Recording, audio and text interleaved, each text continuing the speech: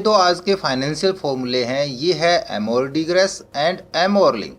इनका सही शायद प्रोनाउंसिएशन मैं नहीं कर पा रहा हूँ, आप स्पेलिंग देख सकते हैं। देखिए डिस्क्रिप्शन दोनों का सेम है। Return the products linear depreciation of an assets for each accounting period. कि कोई भी प्रोडक्ट है, कोई असेट्स है, उसका किसी भी अकाउंटिंग पीरियड के दौरान सेल परचेज होता है। यानी कि आप कोई पुराना प्रोडक्ट ख़रीद रहे हैं या आपने कहीं पे इंस्टॉल किए हैं प्रोडक्ट और वो आपने कुछ समय बाद रिटर्न लेने हैं या आपने किसी को रिटर्न देना है प्रोडक्ट, तो उसकी जो कॉस्ट थी टोटल, वो कॉस्ट कितनी थी, कब ख़रीदा था, वारंटी क्या थी उसकी, या उसका जो सैल्वेज वैल्यू है यानी कि जो क्षतिपूर्ति है, जो डैमेज की उसकी टोटल वैल्यू लगाई गई है वो कितनी लगी है, या आप बदल रहे हैं प्रोडक्ट, आपने कहीं इंस्टॉल किए हैं और वापस ले रहे हैं, या आप वापस दे रहे हैं, वो 1 साल के बाद स्विच कर रहे हैं, 2 साल के बाद स्विच कर रहे हैं, टाइम जो स्विच टाइम है आपका वो कितना है, और उसका जो डेप्रिसिएशन रेट है वो कितना है।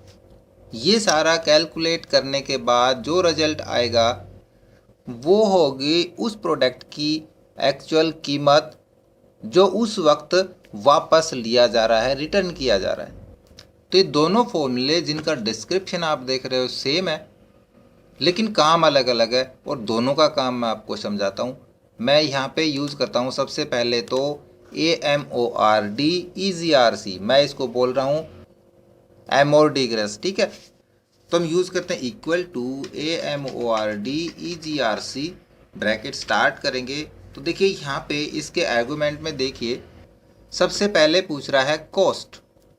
देखिए मैंने कहीं भी, कोई भी सेलर हो सकता है, उसने किसी कंपनी को, ये XYZ कंपनी है, इस पे CCTV कैमरे लगाए हैं उसने, जिसकी 1 साल की वारंटी है, ठीक है। इनका हमसे कोई मतलब नहीं है, ये सिर्फ बिलिंग के लिए लिखा जाता है कि क्या प्रोडक्ट है, उसके सीरियल नंबर क्या है, कौन सी कंपनी का प्रोडक्ट है, कहाँ पे लगाया जा रहा है और कितनी उस पर गारंटी ली गई, ठीक है। अब आगे आता है कि क्वांटिटी कितने लगाए हैं, किस प्राइस में लगाए हैं। 8,000 पर के हिसाब से 8 पीस लगाए हैं, तो टोटल कितने हो गए, 64,000 हो गए। अब परचेजिंग डेट, किस डेट को वो खरीदे गए हैं वो डेट, और फर्स्ट पीरियड जो उसकी वारंटी का पीरियड होता है कि 1 साल का मैंने लिया है, 1 साल की वारंटी दी गई है, तो फर्स्ट पीरियड 1 साल का होगा। जब भी स्विच होगा 1 साल के बाद या 2 साल के बाद या 3 साल के बाद। यहाँ पे लिखा हुआ है स्विच टाइम 1, 2 या 3 या 4। फिर सैल्वेज वैल्यू मैंने डाली है कि वो डैमेज प्रोडक्ट हो गया है, यदि वो डैमेज है तो उसकी कीमत कितनी होगी, वो हमने इसकी सैल्वेज वैल्यू डाली हुई है।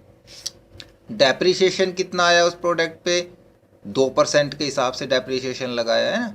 ये सारी चीज़ें हमने इस आर्गुमेंट के हिसाब से मैंने यहाँ पे ली है। सबसे पहले कॉस्ट हमारे पास टोटल ये रही, 64,000 के प्रोडक्ट थे टोटल। ओके, कोमा प्रेस करेंगे। उसके बाद कह रहा है डेट ऑफ परचेज, वो परचेजिंग डेट भी हमने यहाँ पे ली है, कोमा यूज़ करेंगे। फर्स्ट पीरियड यहाँ पे ख़त्म हो रहा है, 1 जनवरी 2020 को परचेज किया गया और 31 दिसंबर 2020 को फर्स्ट पीरियड कंप्लीट हो गया, कोमा यूज़ करेंगे। अब कह रहा है वही सैल्वेज, ये कीमत हमने तय कर दी, कोमा पीरियड, स्विच टाइम जब वो चेंज हो रहा है या रिटर्न हो रहा है तो 1 साल बाद या 2 साल बाद यहाँ पे हम डाल सकते हैं, मैंने 1 साल लिया हुआ है, ये क्लिक करेंगे, कोमा डेप्रिसिएशन 2%। आगे आता है बेसिस, बेसिस ऑप्शनल होता है, बेसिस के लिए हम इससे पहले वीडियो में आपको समझा चुके हैं। यहाँ पे हम इसको खाली भी छोड़ सकते हैं या 0 यूज़ कर लेंगे या 1 यूज़ कर लेंगे। ब्रैकेट क्लोज कर देंगे यहाँ पे हम और एंटर प्रेस करेंगे तो 3,040 रुपये आ गई उस प्रोडक्ट की कीमत, जिस कीमत में हम इसको वापस ले सकते हैं। जो कि 64,000 रुपये के प्रोडक्ट थे उनको हम 3,040 रुपये में रिटर्न ले सकते हैं। यदि हम ये देखें कि यही प्रोडक्ट अगर हमने 2 साल बाद स्विच करना है तब हम यहाँ पे 2 साल करेंगे तो आप देखोगे ये रिजल्ट ये कम होता चला जाएगा, क्योंकि जितने ज़्यादा साल यूज़ करते जाएंगे उसकी कीमत उतनी ही डाउन होती चली जाएगी। अगर 3 साल बाद लेते हैं तो स्विच टाइम को हम कर देंगे 3, तो ये 2,744 रुपये कीमत रह जाएगी। या फिर हम सीधा 5 साल का करके देखते हैं तो 2,474 रुपये। अब इस फॉर्मूले में सैल्वेज वैल्यू का इतना ज़्यादा महत्व नहीं है। यहाँ पे हम इसको अगर 1000 भी कर रहे हैं तो देखिए रिजल्ट पे कुछ फ़र्क नहीं पड़ेगा, क्योंकि यहाँ पे सैलवेज वैल्यू का कोई एडजस्टमेंट नहीं है। क्यों? क्योंकि ये प्रोडक्ट जो रिटर्न कर रहे हैं, हम ले रहे हैं या दे रहे हैं, ये चालू कंडीशन में है। उस स्थिति में सैलवेज वैल्यू नहीं कैलकुलेट होगी, और ये फॉर्मूला एमोर्टिग्रेस सिर्फ उस प्रोडक्ट के लिए यूज़ में किया जाता है जो प्रोडक्ट चालू कीमत में है। तो जो प्रोडक्ट डेड कंडीशन में, उसके लिए हम यूज़ करेंगे एमोरलिंक फॉर्मूला। देखिए दोनों, इसका भी फ़र्क मैं बताता हूँ। अभी हम यहाँ पे यूज़ करते हैं एमोरलिंक। हम करेंगे इक्वल टू एमोरलिंक। देखो नीचे वाला आ गया ना, ब्रैकेट स्टार्ट करेंगे। सबसे पहले ये भी पूछता है कॉस्ट, हमने इसको कॉस्ट दे दी, कोमा वही date of purchase, comma first period, उसके बाद सैलवेज, उसके बाद पीरियड, और फिर डेप्रिसिएशन, ब्रैकेट क्लोज कर देंगे, एंटर प्रेस करेंगे तो ये कीमत आई इसकी 1280।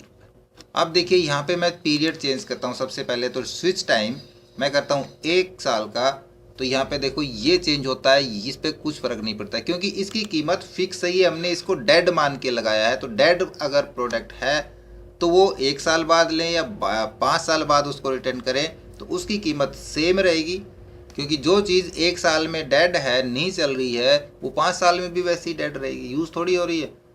लेकिन ये चेंज होएगी। हम 2 करके देखते हैं पीरियड, यहाँ पे देखो ये चेंज हो रही है, तब भी 1280 है। ठीक है, दोनों फॉर्मूलों में यही अंतर था। इसी प्रकार दूसरी कंपनी मैंने ली हुई है ABC कंपनी, उसको CPU हमने उस पर इंस्टॉल करें, उसमें लगाए हैं, 1 साल की गारंटी लिए, 10 CPU लगाए, 22,500 के हिसाब से 2,25,000 के। इसका भी हमने डेप्रिसिएशन 3% लिया है, स्विच टाइम 2 हमने कर दिया, और ये सेम फॉर्मूला हम करेंगे Ctrl D, इसको कॉपी कर देंगे तो जो इसका रेट आ जाएगा वो आ जाएंगे 14,439 रुपये, और अगर डैमेज स्थिति में है तो आ जाएगा 6,750।